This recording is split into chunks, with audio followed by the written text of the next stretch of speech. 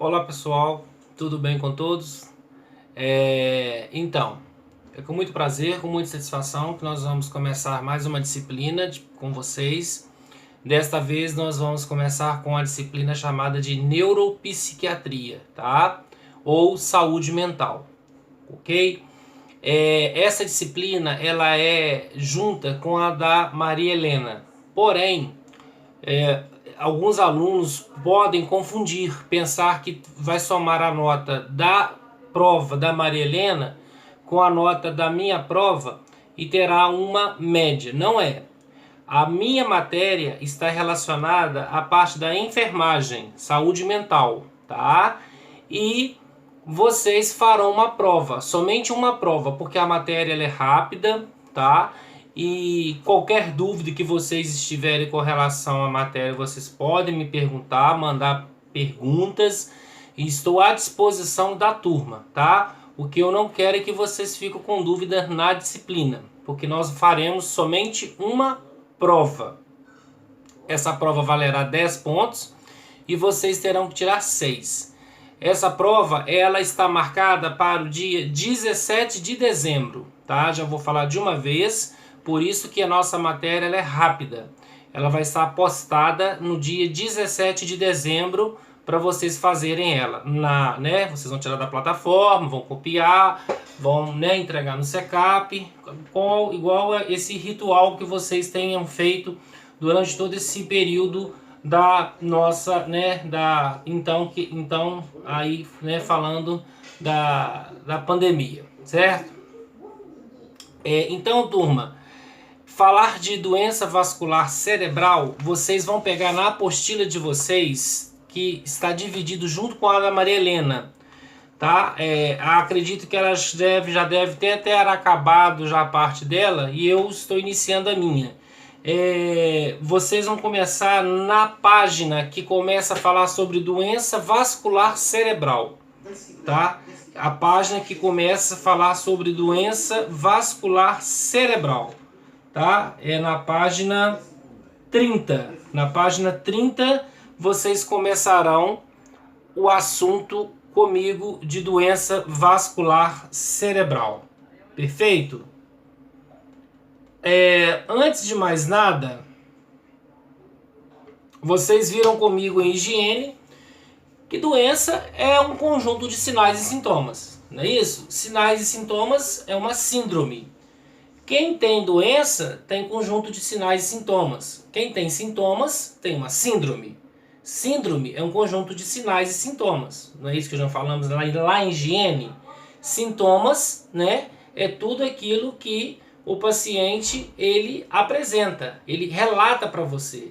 E sinais é aquilo que eu visualizo no paciente.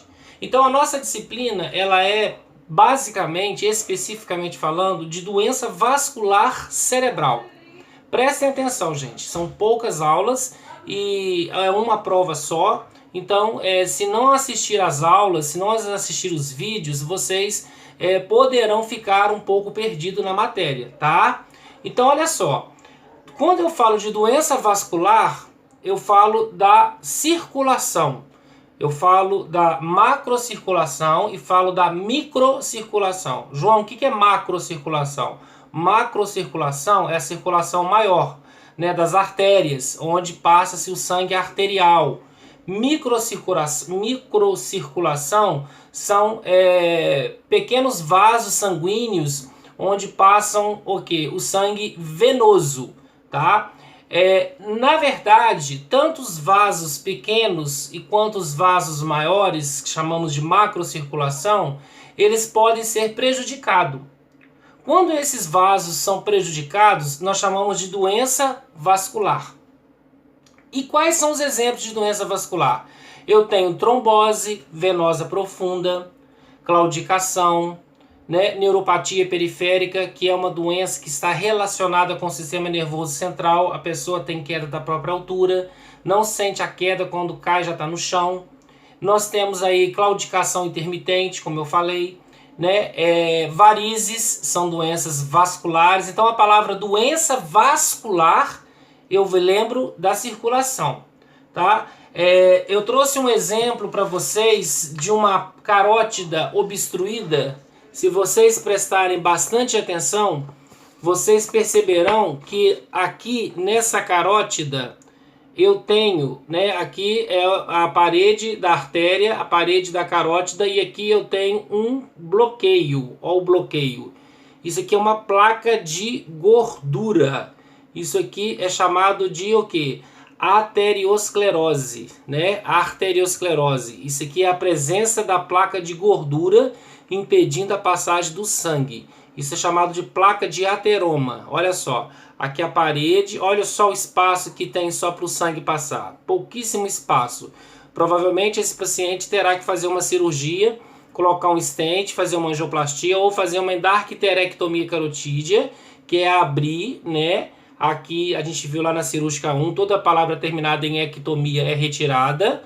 Abrir aqui, né, o esternogledomastoide, que é o nosso músculo do pescoço, abrir ele todo para chegar lá na carótida e retirar essa gordura, tá? Que é o que? A placa de ateroma, que é formada por quem? É formada por morte de células sanguíneas, é formada por tabagismo, pela nicotina, pelo cigarro que vai agregando na parede das artérias, é formada por gordura, né? O paciente que tem dislipidemia, o paciente que tem hiperlipidemia, que são aumento da taxa de colesterol no sangue, isso tudo pode causar, né, formação de trombo, formação de coágulo, formação aí, né, de corpo estranho que impede a passagem do sangue. Então, se impede a passagem do sangue, a pessoa ela tem uma doença chamada de doença vascular, né? A doença vascular ela pode estar presente em todas as áreas do corpo, como eu falei para vocês, na carótida, no pescoço, no esternogledomastoide, que é o músculo que protege o pescoço. A doença vascular ela pode estar na artéria femoral, ela pode estar na artéria tibial, ela pode estar na artéria fibular, ela pode estar na artéria poplítea. Na poplítea, por exemplo, esse trombo que eu mostrei, ele pode ser chamado de quê? De trombose venosa profunda, tá? Ela pode estar na radial, né? Na presença aqui do rádio, né? Do osso próximo ao rádio, ulnar, né? Humeral. Então, varia a condição da doença vascular. Para ter doença cerebral, tem que ter doença vascular. Então, quando eu falo de doença vascular cerebral, porque primeiro a pessoa ela teve a doença vascular. Foi essas doenças que eu trouxe de exemplo para vocês.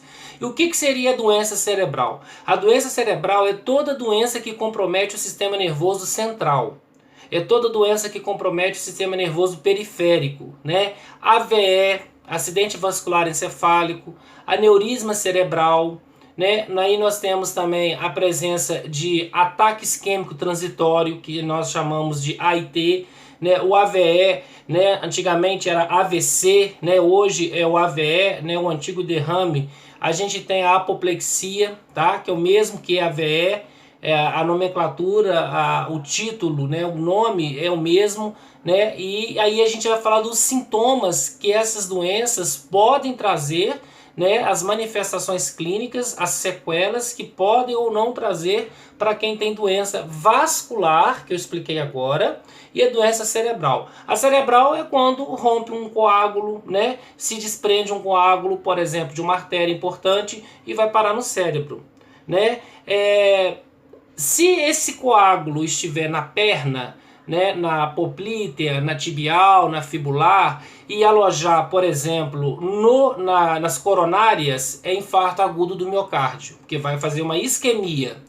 Se essa placa de gordura que eu mostrei se desprender e alojar na artéria pulmonar, vai causar uma embolia pulmonar, que é uma doença respiratória. Agora, se essa doença, né, vascular, ela desenvolver com o passar dos anos e se desprender e passar aí para a região cerebral, eu chamo de AVE, que nada mais é do que a doença, né, vascular cerebral. Professor, existe só a doença vascular? Existe pessoas que só têm doença vascular. Existe pessoas que só têm trombose.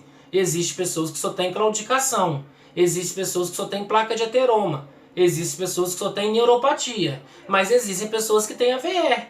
Então, além dela ter a doença vascular, ela tem a doença cerebral, que eu chamo de doença vascular cerebral. Etilismo, tabagismo, sedentarismo, obesidade, diabetes, hipertensão arterial, tabagismo, né? São vários fatores, a própria idade, a diminuição do colágeno da parede da artéria, a diminuição da elastina da parede da artéria, que dá elasticidade para o sangue passar. O sangue não consegue passar com facilidade, levando o oxigênio para o resto do corpo. Isso tudo são fatores que podem contribuir para que haja uma doença vascular cerebral no nosso paciente, tá? E aí ele tem que procurar, né, um vascular, ele tem que procurar, dependendo, um neurologista para avaliar melhor a sua condição, tá? Então nós vamos começar a iniciar a disciplina falando sobre esses assuntos importantes para a nossa grade curricular e vocês precisam saber, ok? Então, gente, olha só, lá na primeira página, que é a página 30, da página 30 para frente, que é a matéria nossa que nós vamos trabalhar com a saúde mental, fala que insuficiência vascular cerebral. Insuficiência vascular cerebral é uma interrupção ou fluxo sanguíneo inadequado. Foi o que eu expliquei para vocês, né? Na verdade, foi o que eu havia explicado para vocês sobre essa questão, que é o quê? É o sangue que não funciona. Deixa eu só pegar aqui a placa que caiu no chão, no meu quarto, e vou mostrar para vocês. A placa de gordura que impede o quê? O fluxo de sangue que passa. Essa placa, se desprender e parar no cérebro, causa VE. Se essa placa desprender for para o pulmão, para a artéria pulmonar, para os alvéolos pulmonares, embolia pulmonar. Se ela se desprender e ir para os ventrículos, né, ou para as coronárias, enfim, chama-se de IAM, infarto agudo do miocárdio. Tá vendo aqui nitidamente a placa de gordura, né, que impede a passagem do sangue, correto? E aí, a gente vai falar da fisiopatologia, né? Que seria o quê? As causas da formação desse trombo, as causas da formação desse coágulo. A gente tem fisiopatologia. Na verdade, quando eu falo fisiopatologia, eu falo do desenvolvimento da doença. Tudo que é fisiopatologia é como que a doença desenvolve no organismo. E lá na literatura de vocês, quando eu falo etiologia, eu falo a causa. Qual que é a causa da diabetes e qual que é a fisiopatologia da diabetes? Qual que é a causa do infarto e qual que é a fisiopatologia do infarto? Então, por exemplo, a diabetes, qual que é a causa? Qual que é a etiologia? Significa que as pessoas consomem um excesso maior de carboidratos, que são açúcares de várias espécies possíveis, e não consegue queimar aquele excesso de açúcar, e aquele açúcar fica armazenado nas células sanguíneas, aumentando a taxa de glicose no sangue. Isso é etiologia. E a fisiopatologia? É o mau funcionamento do pâncreas, que não produz insulina suficientemente, falando, para quebrar as moléculas, para quebrar as partículas de gordura, as partículas de açúcar, e tirar o excesso de glicose, tirar o excesso de açúcar que está na corrente sanguínea e jogar nas células hepáticas, nas células musculares, para formar em forma de glicogênio, né, e queimar em forma de o quê? De energia. Quando a gente trabalha, quando a gente anda, quando a gente faz algum exercício físico, a gente está queimando glicose, nós estamos perdendo energia, nós estamos perdendo glicogênio. E isso daí, para diabetes, tem que saber se pode caminhar, se pode fazer exercício físico ou não, por conta da perda excessiva de glicose que pode ter devido ao seu exercício físico, ou até a academia. O diabético ele tem que saber se ele pode ou não pode fazer, porque ele pode queimar muita glicose durante os exercícios, fazer uma hipoglicemia e passar mal ou até desmaiar, correto? Então, nós temos, como eu falei, a fisiopatologia, né, que é a formação da doença, e a etiologia, que é a causa do problema, né? Trypanosoma cruzi, né, por exemplo, doenças de Chagas, aumento do volume do coração, qual que é a causa? Né? É o barbeiro que é o causador da doença. Né? O bacilo, a bactéria, o micro-organismo, ele entra na corrente sanguínea através das fezes da picada do barbeiro e se aloja principalmente no coração. Pode se alojar no cérebro? Pode se alojar no cérebro, causando uma desordem cerebral, mas também principalmente no coração, causando aumento do volume cardíaco, que eu chamo de cardiomegalia.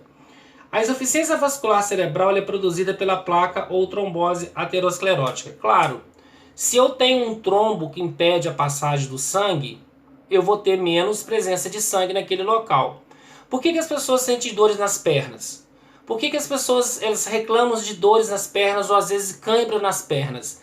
Significa que é uma doença vascular cerebral? Não é regra. Mas um dos sintomas da doença vascular cerebral pode ser dores nas pernas pela falta de quê? De oxigênio. E também a cãibra pode estar relacionado à perda do potássio, mas também pode estar relacionado a uma anemia. Falar em anemia, é bom lembrar que a anemia também causa AVE. Pessoas que têm quadro de anemia, se não tiver uma alimentação adequada, se não tiver uma alimentação regrada, por exemplo, ela pode ter um quadro de AVE. Pode, não estou afirmando, pode ter um quadro de AVE. Nós temos também as artérias carotídeas, as principais vasos intracranianos e as microcirculações podem ser afetadas. Ok, que eu falei das carótidas. As carótidas, né, que são as nossas artérias macro, que são grandes, dentro dela tem colágeno, tem elastina, né? Quando eu não tenho, preste atenção, gente, por isso que essas aulas são poucas e vocês não podem perdê-las. Quando eu não tenho a placa de gordura que impede a passagem do sangue, quando o paciente não tem, ele tem o que eu chamo de estenose ou adelgaçamento. O que é uma estenose e o que é um adelgaçamento? Por exemplo, eu tenho aqui essa tampa. Essa tampa pode ser um exemplo de uma luz da artéria. O que é a luz da artéria? O fundo, o caminho da artéria. Então, essa daqui podemos dizer que seja uma artéria de uma luz normal. E essa aqui, a estenose. É o estreitamento, é a diminuição. Olha só o tamanho. Tamanho da luz dessa artéria, um exemplo bem grosseiro, mas só para vocês sintetizarem melhor aquilo que eu estou falando, né? E o tamanho de uma artéria normal.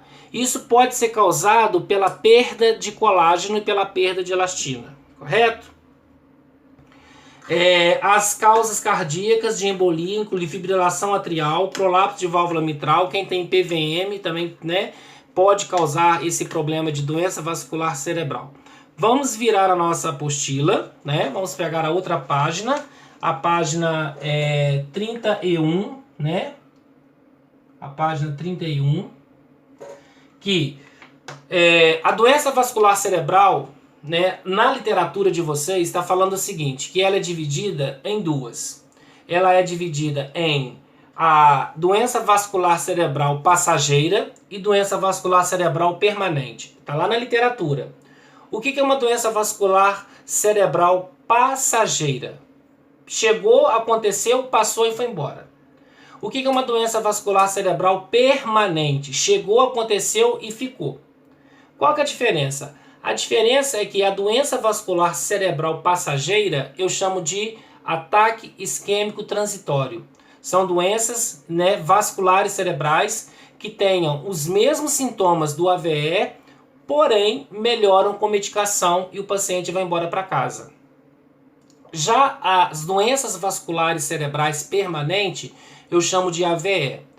Doença vascular passageira eu chamo de ataque isquêmico transitório. Perduram em até 96 horas. Lá no livro de vocês, na literatura, está 24 horas. Consertem aí. É até 96 horas. Perda da fala, perda da deambulação, perda da coordenação motora, né? a pessoa pode ter o que eu chamo de amorose fugaz. O que é uma amorose fugaz? Cegueira, hemianopsia, que é cegueira bilateral, astenia, que é uma flacidez, não consegue mexer o braço. Então, no ataque isquêmico transitório, isso chega, acontece, é medicado e melhora. O paciente vai embora e é acompanhado pelo neurologista no ambulatório.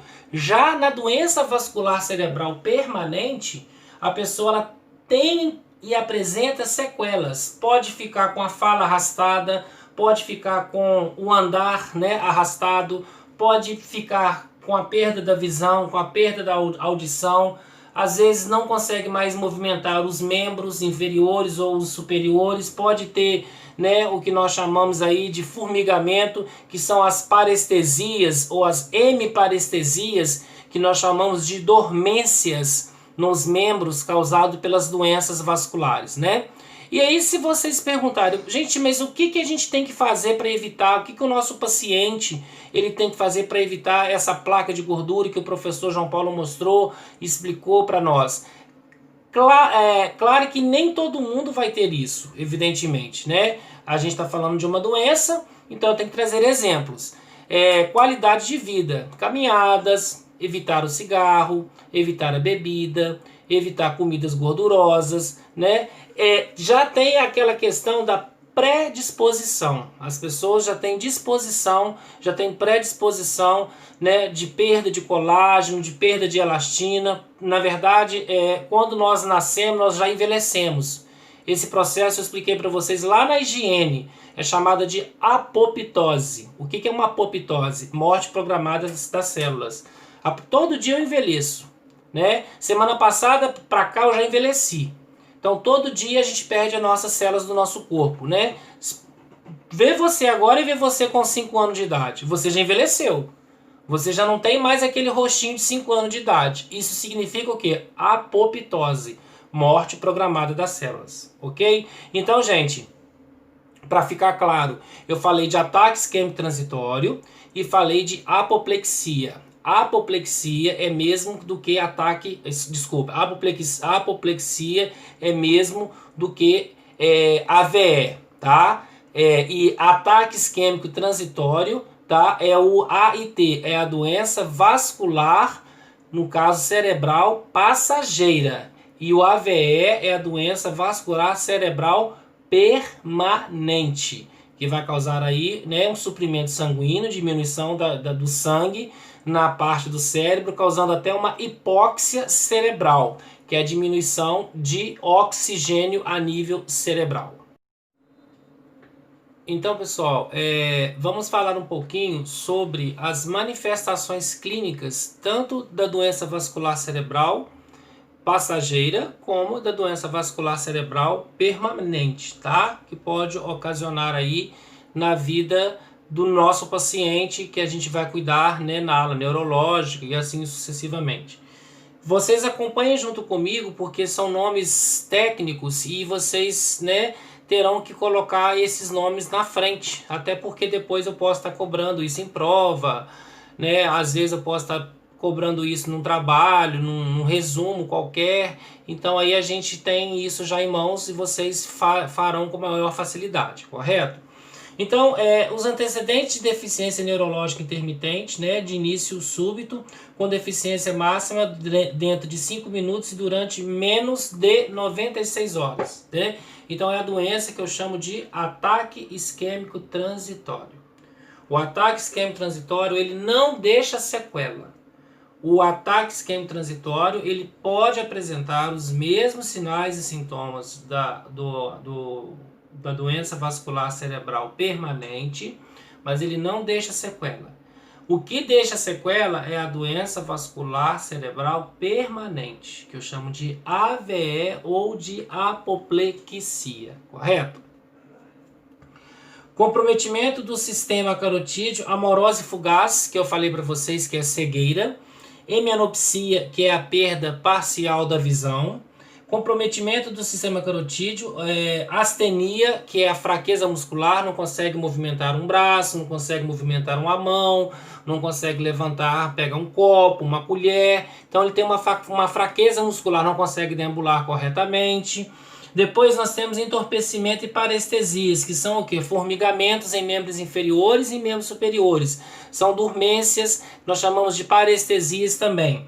Depois nós temos afasia ou disartria também, nós chamamos de dificuldade na fala. O paciente, você fala para o paciente assim: senhor José, fala abacaxi para mim. O fonoaudiólogo, que é o profissional multiprofissional que vai trabalhar junto com a enfermagem. O fono vai trabalhar com a fala de quem teve uma sequela neurológica causada por um acidente vascular cerebral permanente.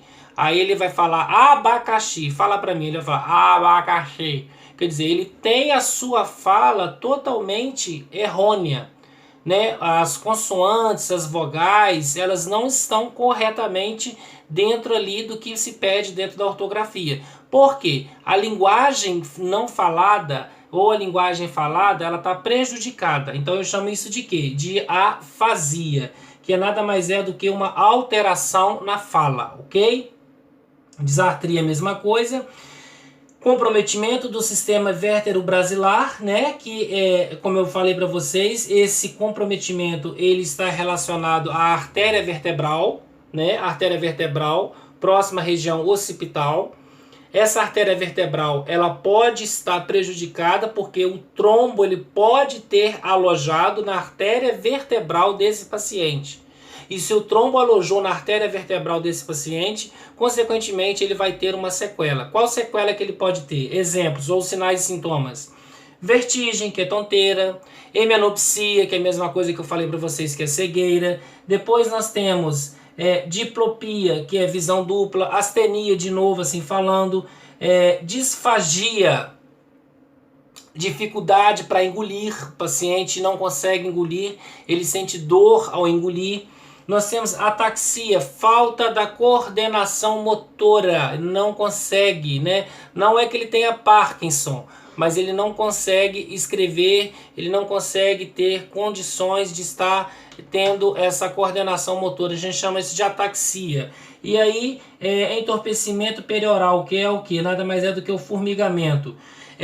E o sopro carotídeo. O que é o sopro carotídeo? O sopro carotídeo é aquele trombo que eu mostrei para vocês, né? O trombo.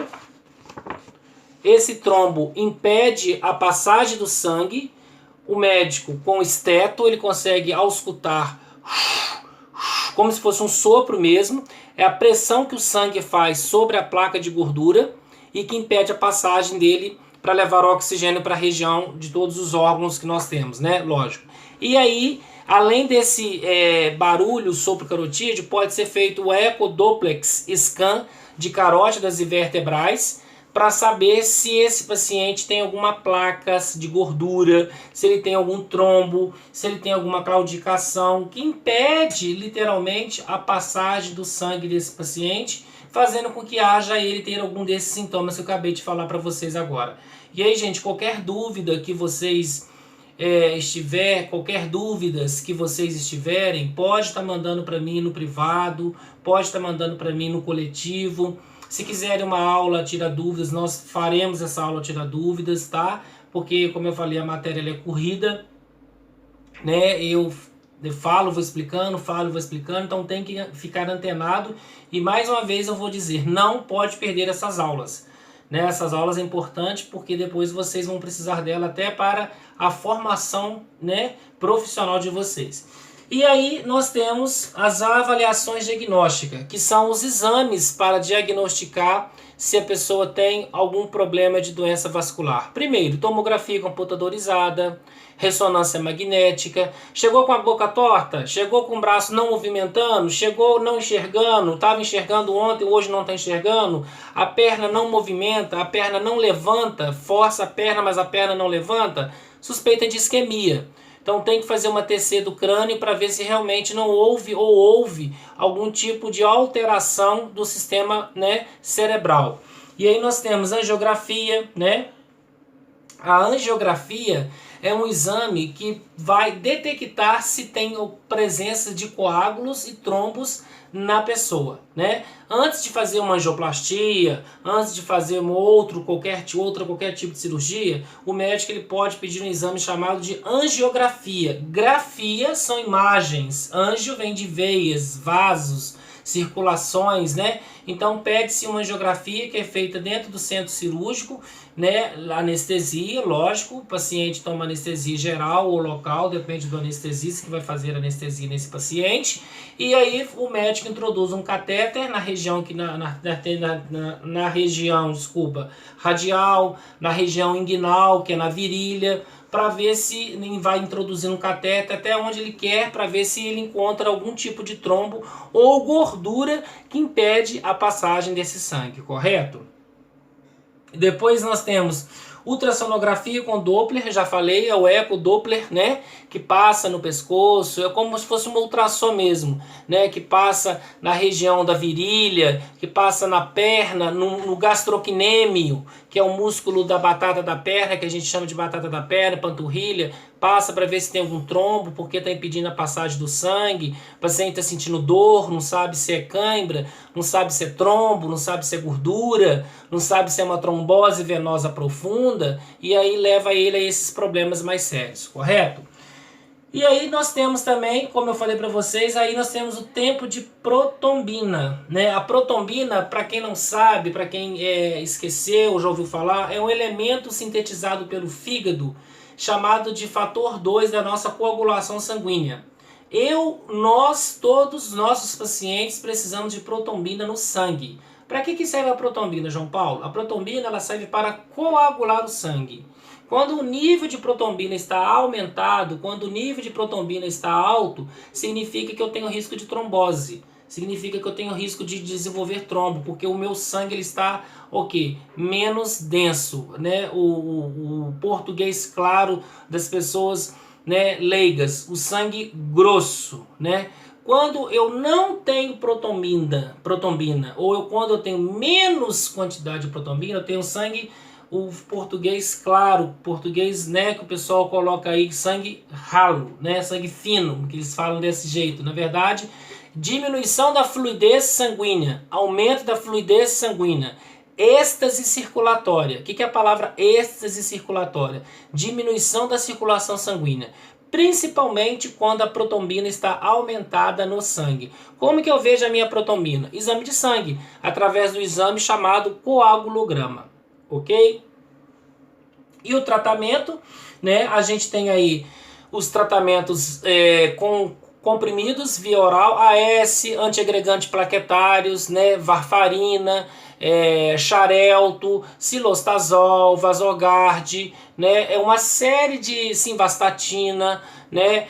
Pitavastatina, rosuvastatina, né? Bilintra. Nós temos vários medicamentos no mercado sob prescrição médica que serão usadas para as pessoas que têm a doença vascular cerebral ou que tomarão para prevenir a formação das doenças vasculares cerebrais. A AS, por exemplo, previne, além da doença vascular, né, previne o AVE.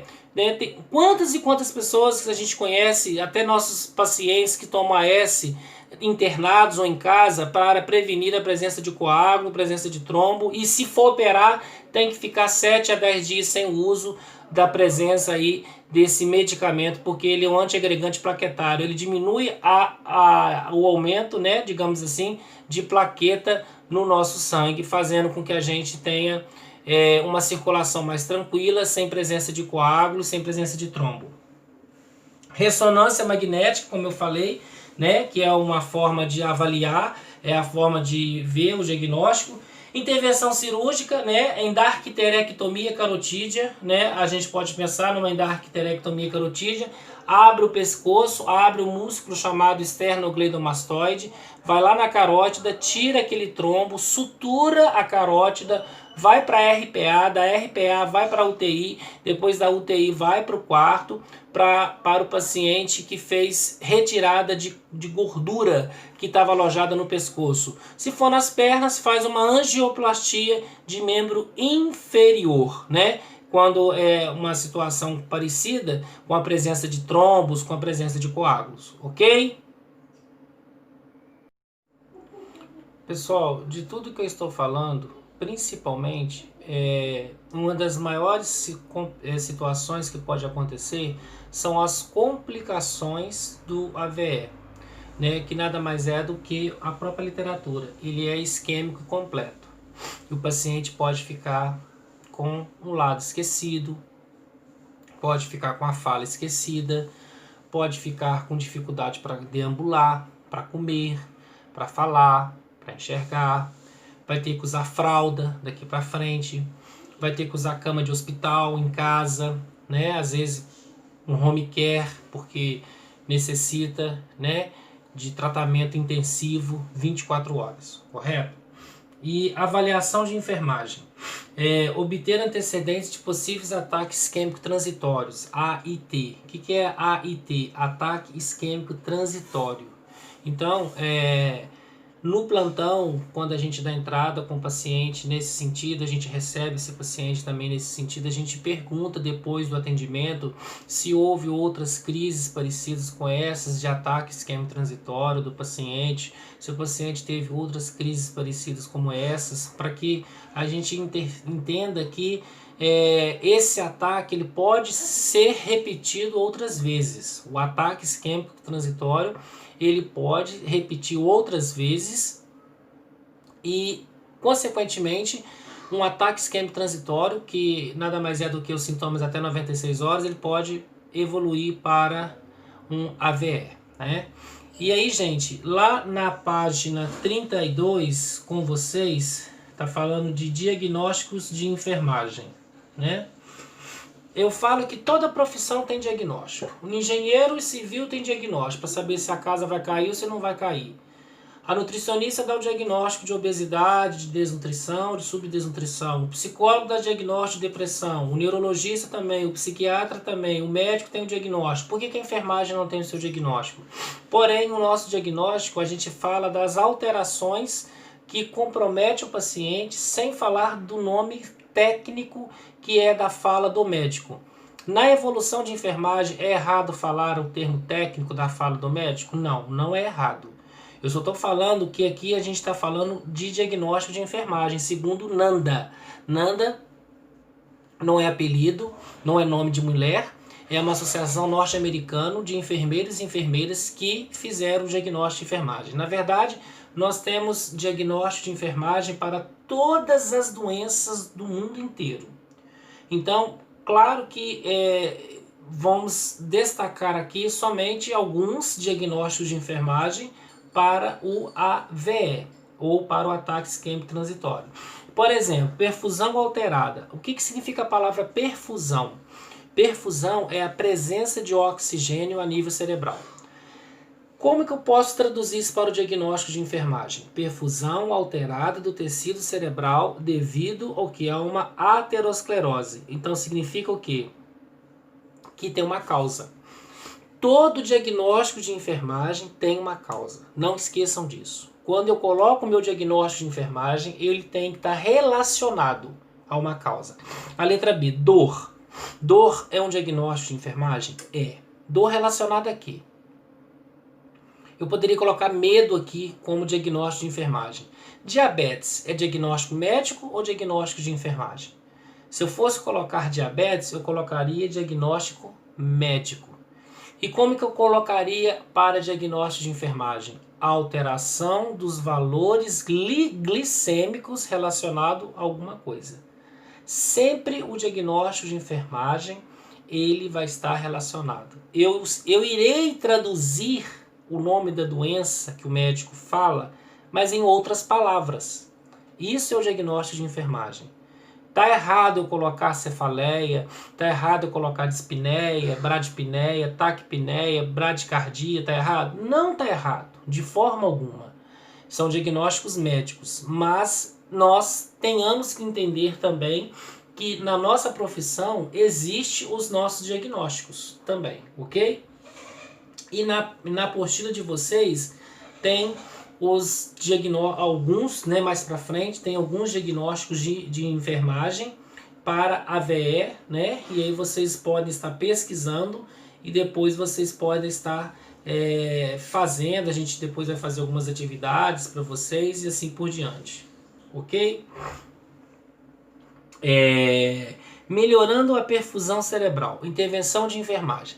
A palavra intervenção de enfermagem, ela significa cuidados, ela significa assistência, né? Então, toda a palavra que você ouvir falar de intervenção, você pode pensar em cuidados de enfermagem, assistência de enfermagem, planos de cuidado, melhorando a perfusão cerebral.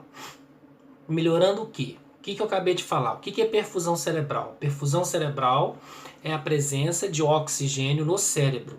Quando o meu paciente tem menos oxigênio no cérebro, a sua perfusão está prejudicada. Eu chamo isso de quê, João? De hipóxia. Hipóxia cerebral. A palavra hipóxia cerebral significa diminuição da taxa de oxigênio a nível cerebral.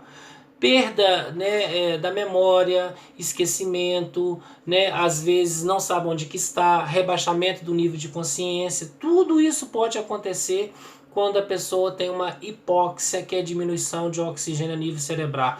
Oclusão na artéria vertebral, né, um trombo, um coágulo que está impedindo a presença de sangue, de levar o oxigênio para todo o corpo e para o cérebro também. Então aí está falando o quê? Ensinar o paciente sinais e sintomas de ataque isquêmico transitório, principalmente quando ele estiver em casa, né? Ele entender um pouco sobre isso. Na verdade, eu falei que isso pode repetir outras vezes, né? A pessoa estando em casa pode repetir as crises de ataque isquêmico transitório e essas crises podem evoluir para AVE. Ensinar a sua autoadministração monitorando quanto aos efeitos dos medicamentos. Tem pessoas que moram sozinhas, que é a atenção primária, que é a medicina preventiva, que é o PSF, faz visita domiciliar, cuida dessas pessoas semanalmente, avalia essas pessoas semanalmente, observa essas pessoas semanalmente. Para quê? Para ter um melhor acompanhamento, evitando que elas busquem assistência curativa, cuidando da prevenção dessas pessoas. Então, mostrando o medicamento que tem que tomar na hora certa, do jeito certo, né? Se mora sozinho, coloca um solzinho na caixa do medicamento. Se for para tomar o medicamento à noite, desenha uma lua, né? Ou seja, se está de noite é aquele ali que ele não entende, não sabe ler. Então a gente vai trabalhando e a gente vai improvisando também com a enfermagem, para que o nosso paciente ele entenda tudo aquilo que a gente está passando de melhor para ele, porque a gente quer o melhor para o nosso paciente, correto? Preparar o paciente para a intervenção cirúrgica. Isso já é um caso quando ele está para fazer uma endarquiterectomia carotídea, quando ele vai fazer uma cirurgia da carótida, quando ele vai abrir o pescoço. O médico chamou a família, conversou com o pai, conversou com o irmão, conversou com o filho, que alguém que está ali precisa fazer a cirurgia para a retirada da placa de gordura impedindo a passagem do sangue, certo? Após a cirurgia, monitorar rigorosamente os sinais vitais e administrar a medicação prescrita. Por quê? Pode ser que o paciente perca uma grande quantidade de sangue durante a cirurgia. Se ele perde uma grande quantidade de sangue durante a cirurgia, ele precisa ser monitorado pelos sinais vitais. Verificação neurológica, frequentemente incluindo o diâmetro da pupila, sua igualdade, reação, força e aperto de mão. Por quê? Na hora que vai tirar o trombo, a placa de gordura, um fragmentozinho pequenininho pode parar no cérebro. Isso tem que ser orientado antes. E se for parar no cérebro, o que pode causar na pessoa? O que pode desenvolver na pessoa? Uma sequela neurológica. Ela pode perder alguns movimentos, ela pode parar de enxergar, ela pode parar de falar, ela pode parar de andar, né? Parar de comer, de mexer. Então isso tudo tem que ser falado na hora que tira o trombo. Muito cuidado para não ir um fragmento para o cérebro. Monitorar quanto à rouquidão, né? Alterações dos reflexos de vômitos, dificuldades da deglutição, astenia facial, isso tudo são sequelas da cirurgia. Eu estou falando isso daqui, gente, não significa que a pessoa vai ter a sequela. Não significa que toda pessoa que operar de placa de gordura no pescoço, placa de ateroma, ela vai ter essas manifestações clínicas. Não, isso aqui são situações que a literatura está mostrando que pode acontecer, não estou afirmando que vai acontecer com as pessoas. Ter o tubo de traqueostomia ao lado do leito, observar rigorosamente a área cirúrgica, né? O corte pode ter aumento, né? Inchaço, edema, dor, rubor, calor e edema. Pode ser sinais que eu chamo de sinais flogísticos, que são sinais de inflamação, que são sinais de infecção. No início é normal ficar inchado, mas depois a gente tem que avaliar porque pode ser que ali tenha micro-organismo, pode ser que ele tenha uma bactéria por um curativo mal feito pela enfermagem, por um curativo contaminado da enfermagem. Então ali vai precisar de drenar, né, aquela área e voltando o paciente para o centro cirúrgico, tá? Medicar a dor e evitar agitação ou alterações súbitas. Por que isso daqui, gente? Para evitar gastos de oxigênio depois da cirurgia. Porque pode ser que ele tenha mais trombo, pode ser que ele tenha mais coágulo, pode ser que ele precise fazer outra cirurgia. Então isso aí vai evitar a presença de outras complicações do nosso paciente, correto? E o alerta gerontológico utiliza-se a anastomose extra-intracraniana nas áreas focais da isquemia. Isso aí são cirurgias da região cerebral que são feitas para retirar os trombos presentes na região cerebral quando tem presença do AVE, quando tem a presença da aneurisma cerebral, faz a cirurgia da região cerebral, impedindo aí a passagem do sangue, ok? E aí a gente vai ver outros assuntos para que vocês fiquem mais entretidos. Pessoal, então, os cuidados de enfermagem para o paciente que fez a arquiterectomia carotídea, que é a retirada da placa de ateroma, vão além desses que estão na apostila. Mas esses são alguns dos cuidados que a gente tem que ter com o paciente, principalmente falando da sequela, mandando ele apertar a mão, pedindo para ele abrir o olho, perguntando para ele onde ele está, né? Perguntando para ele o que acha que aconteceu com ele, né? Enfim, para saber se realmente não ficou nenhuma sequela desse paciente, correto? E aí, lá na página 33, quando fala de educação do paciente e manutenção da saúde, isso é o que, gente? No caso, o paciente ele precisa ter mudanças de qualidade de vida, né? Principalmente no PSF. No PSF, através das orientações, né? Através das condições clínicas, né? Que terão que ser adotadas pelo paciente para que ele não continue fumando, para que ele diminua um pouco o etilismo. A gente não é contra quem fuma, quem bebe, quem ingere gordura, nada disso. Mas são fatores modificáveis que pode sair da vida do homem e que ele pode ter uma qualidade de vida. Perfeito? Fornecendo informações sobre interrupção do cigarro, dieta com pouca gordura, colesterol, alternativas do controle aí, com certa ida da mortalidade, exercício, salientar a necessidade para mudar o estilo de vida a fim de interromper a doença vascular. Então, orientações que a gente fala, educação continuada e permanente, né? Palestras, visitas domiciliares, quando o PSF faz nas casas das pessoas, orientando da melhor forma possível quanto ao perigo que causa o cigarro, o perigo que causa o etilismo, que é o álcool, o sedentarismo, a hipertensão arterial desregulada, o diabetes desregulada e assim por diante, ok? Então, assim a gente encerra essa parte de doença vascular cerebral, assim a gente encerra essa parte de tanto de falar de ataque isquêmico transitório como falar de apoplexia, né? O que era um ataque isquêmico transitório, o que é uma apoplexia, qual a diferença de ataque isquêmico transitório para a apoplexia, perfeito? E aí nós vamos começar a falar agora de uma outra doença, que é o que? O acidente vascular cerebral, ou apoplexia, que é a mesma coisa, né? Dando continuidade na nossa matéria de saúde mental. Então, gente, tudo que vai ultrapassar as 96 horas dos sinais e sintomas do paciente, como eu já falei, perda da visão, perda da deambulação, perda, não consegue engolir, né, e não melhora, é AVE, ou AVE ou apoplexia, acidente vascular encefálico.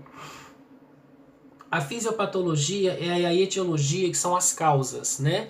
Como eu falei, oclusão parcial completa de um vaso sanguíneo cerebral resultante de um trombo, ou seja, que trombo? Aquele trombo que eu mostrei para vocês, né? Aquele trombo que eu mostrei para vocês, que é o quê? Isso daqui. Isso aqui é um trombo. Isso aqui é uma placa de gordura que impede a passagem do sangue, correto? Depois nós temos isquemia relacionada com a diminuição do fluxo sanguíneo, mais uma vez, perda de colágeno, perda de elastina, que impede a passagem do sangue, fazendo com que a pessoa ela tenha complicações neurológicas graves, severas, que ela vai ter dificuldade na sua vida diária. Depois nós temos hemorragias que ocorrem fora da dura, né, que são as meninges por baixo da pia mater, dura mater, pia mater. Então, o AVE ele também pode causar, né, próximo às meninges, que são, né, as membranas que envolvem o encéfalo, tanto dura mater, pia mater e subaracnoide. Entre cada uma delas tem um líquor chamado líquor cefalorraquidiano, que serve para proteger as meninges. Então, nessa área aí também pode ocasionar, pode desenvolver aí também o AVE, que é a doença, né, vascular encefálica. E aí, gente, nós temos os fatores de risco, como eu já falei para vocês, o que as pessoas podem ter, que pode levar a elas terem as doenças vasculares cerebrais: hipertensão, diabetes, dislipidemia, obesidade, etilismo, tabagismo, né? Sedentarismo, ataques isquêmicos transitórios. Por exemplo, no quarto ou no quinto ataque isquêmico, ela já vai ter o problema, né, de desenvolver o AVE, porque quanto mais ataque isquêmico transitório a pessoa tiver, mais AVE ela vai ter. E aí nós temos as manifestações clínicas, né, que são sinais e sintomas do AVE. Lá embaixo na literatura fala de dor de cabeça, cefaleia intensa, falando de obnubilação, que é o que? Diminuição da lucidez, né? O paciente não fica totalmente lúcido. Nós temos a parestesia, que são as dormências. Nós temos a astenia, que é a fraqueza muscular, né, ou perda da capacidade motora. Plegia, que são as paralisias, a mesma coisa. Dificuldade de deglutição é a disfagia, né? Afasia, né, dificuldade na fala, dificuldade de falar, de pronunciar as palavras corretas. Dificuldades visuais, né, a questão de não estar enxergando. E também as afecções psicológicas. O que seriam essas afecções psicológicas? A depressão. Imagina uma pessoa que trabalha, que anda, que corre, que vive a vida e de repente acorda no leito de um CTI sem movimentar as pernas, usando fralda, com uma mangueira no nariz, alimentando por sonda. Como que está o psicológico dessa pessoa? Para nós, na enfermagem, é simples, que é mais um que nós vamos cuidar. Podemos dizer assim, de uma forma ética, de uma forma profissional. É mais um. Para ele não é mais um. Ele é único, ele tem uma família, ele tem uma identidade, lógico, respeitando sim a todos. Mas é complicado. Se vocês perguntarem, professor, mas terão todos esses sinais e sintomas? Claro que não.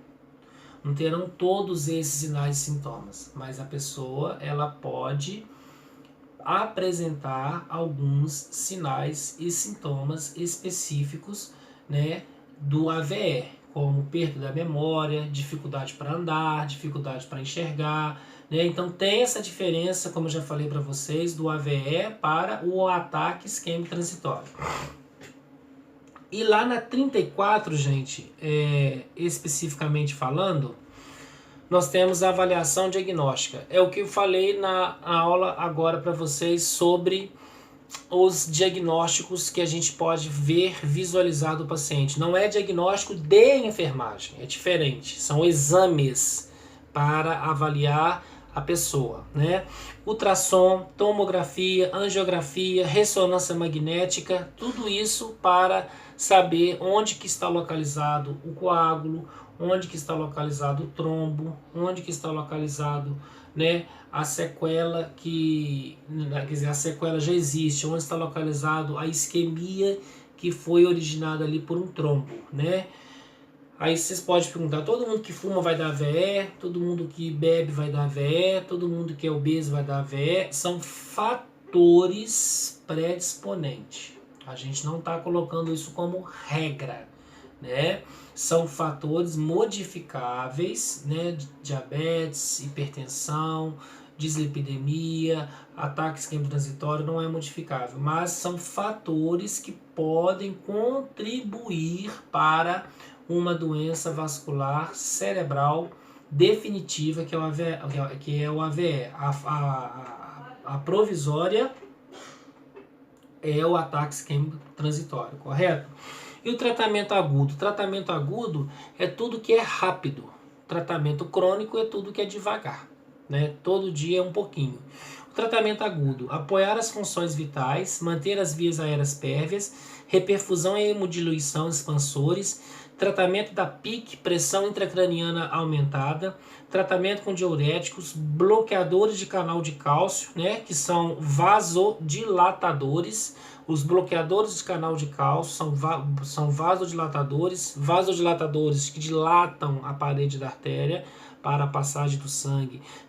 Tem medicamentos vasodilatadores que dilatam, como, ou, por exemplo, também quem tem bronquite toma aí a medicação, agora eu esqueci o nome dela agora, ela usa a aminofilina, que é um medicamento vasodilatador para dilatar os alvéolos pulmonares para favorecer as trocas gasosas e melhorar a respiração do paciente.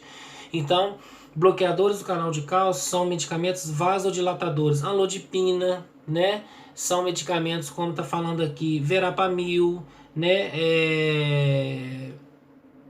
Ou seja, outros e outros medicamentos que podem contribuir para dilatar a parede das artérias desse paciente, para que ele possa ter uma circulação sanguínea mais completa, mais tranquila, sem a presença de trombo, sem a presença de coágulo, impedindo a passagem do sangue, correto? Então nós vamos ficando por aqui. Qualquer dúvida que vocês tiverem, vocês vão passar para mim, tá? Via Zap, WhatsApp, e eu vou postar uma atividade, tá? Uma atividade para fixar melhor o conhecimento de vocês. Essa atividade vocês deverão entregar seguindo aquela escala, né? A turma L é toda quinta-feira, né? Seguindo aquela escala que o SECAP colocou para vocês, correto? E qualquer dúvida que vocês tiverem, vocês mandam para mim, tá bom, gente? Assistam às aulas, não percam nenhuma, tá? E aí a gente vai encerrando por aqui e até a nossa próxima aula. Qualquer dúvida pode mandar para mim, que eu estou à disposição de vocês. O que vocês não podem é ficar com dúvida, tá? Tirem as dúvidas. E como eu já marquei a prova dia 17 de dezembro, vocês farão somente uma prova que vai valer 10 pontos. E somente essa prova, tem que tirar 6 na prova, correto? Um forte abraço para vocês e até a nossa próxima aula. Tudo de bom.